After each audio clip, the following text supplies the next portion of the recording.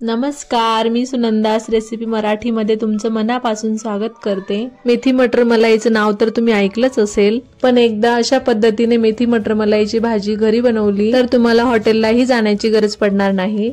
ज्यांना मेथी आवडत नाही तेही ही भाजी खूप आवडीने खातील आणि ही भाजी घरच्याच साहित्यात बनवून तयार होते। चला तर मग मेथी मटर मलाईची भाजी बनवायला सुरुवात करूया।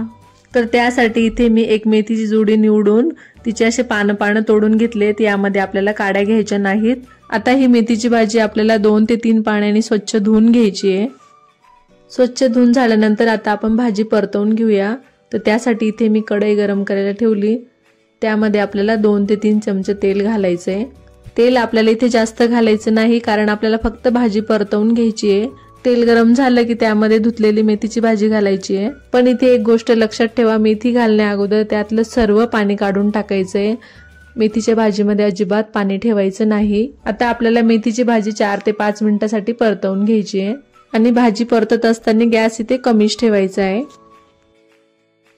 4 ते 5 मिनिटांमध्ये तुम्ही इथे बघू शकता आपली भाजी पूर्ण परतवून झालेली आहे आणि यामध्ये अजिबात पाणी राहिलेलं नाही, अशी कोरडी झालेली आहे। आता गॅस बंद करून भाजी साईडला ठेवून देऊया। आता आपण पुढच्या भाजीची तयारी करून घेऊ। तर त्यासाठी इथे मी 2 मोठे टोमॅटो असे जाडसर चिरून घेतलेत, ते मिक्सरच्या भांड्यात घातले।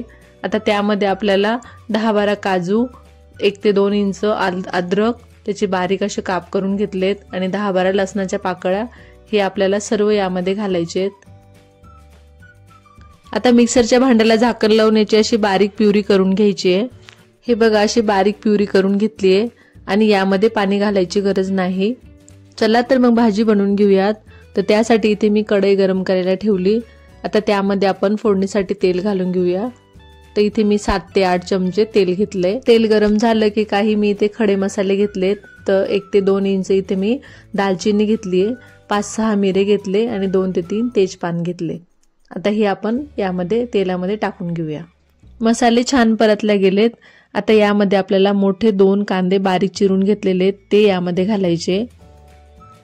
त्याचसोबत इथे 2 हिरव्या मिरच्या घेतल्या, त्याला असं सुरीने मधून कट करून घेतलं। आता मध्यम गॅसवरती हलकासा सोनेरी रंग येईपर्यंत कांद्याला परतून घ्यायचे।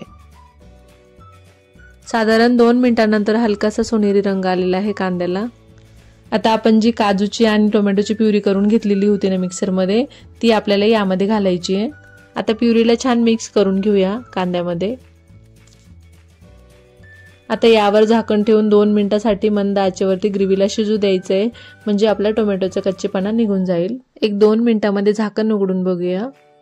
तर तुम्ही इथे बघू शकता आपल्या ग्रेव्हीने तेल सोडायला सुरुवात केलेली आहे। आता मसाले घालायचे। त्यासाठी इथे मी 1 चमचा काश्मीरी लाल तिखट घातले। जर तुमच्याकडे नसेल तर लाल तिखट तुम्ही घरचं घातलं तरी चालेल आणि लाल तिखट तुम्ही तुमच्या आवडीनुसार कमी व जास्त करू शकता। त्याचसोबत 1 चमचा धने पावडर घालायचं, अर्धा चमचा गरम मसाला, अर्धा चमचा किचन मसाला, पाव चमचा हळद घालायची आणि चवीपुरतं मीठ घालायचं। आता हे सर्व मसाले ग्रेव्हीमध्ये व्यवस्थित मिक्स करून घ्यायचे। सर्व मसाले ग्रेव्हीमध्ये व्यवस्थित मिक्स करून झाल्यानंतर यामध्ये आपल्याला अर्धी वाटी हिरवे वाटाणे घालायचे आणि तेही व्यवस्थित मिक्स करून घ्यायचे, म्हणजेच मसाल्यामध्ये चांगलेच परतून घ्यायचे। 2 मिनिटं वाटाणे परतून झाल्यानंतर यामध्ये 1 वाटी किंवा 1 ग्लास भरून गरम पाणी घालायचे। आपल्याला जास्त पाणी घालायचं नाही, कारण ही भाजी घट्टच असते। आता ग्रेव्हीला व्यवस्थित मिक्स करून घ्यायचं। मिक्स करून झाल्यानंतर यावर झाकण ठेवून 2 ते 3 मिनिटांसाठी ग्रेव्हीला छान उकळून घ्यायचंय आणि गॅस इथे कमीच ठेवायचा आहे।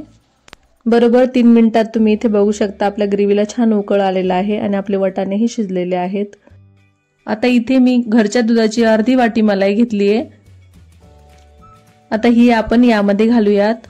ह्याऐवजी तुम्ही इथे फ्रेश क्रीमचा वापर केला तरीही चालेल। आता ही मलाई आपण सर्व ग्रेव्हीमध्ये व्यवस्थित मिक्स करून घेऊयात। आता ग्रेव्हीला सतत हलवत 1 मिनिटभर परत उकळून घेऊयात। 1 मिनिटभरातच भाजीला असं मस्त उकळ आलेला आहे आणि मलाई टाकल्यामुळे ग्रेव्ही अशी मस्त क्रीमी दिसते। आता यामध्ये आपण जी मेथी शिजवून घेतलेली होती ना, ती यामध्ये घालून घेऊया।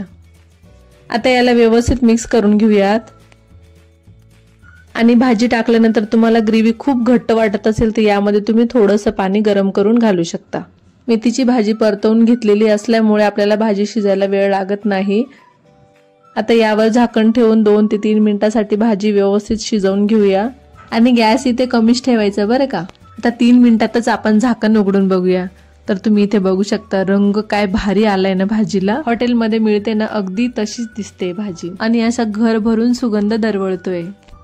आता आपली इथे भाजी तयार झाली। आता आपण गॅस बंद करूया। तर अशा पद्धतीने आज आपण अगदी हॉटेल सारखी अतिशय चविष्ट मेथी मटर मलाईची भाजी घरच्याच साहित्यात घरी बनवून तयार केली।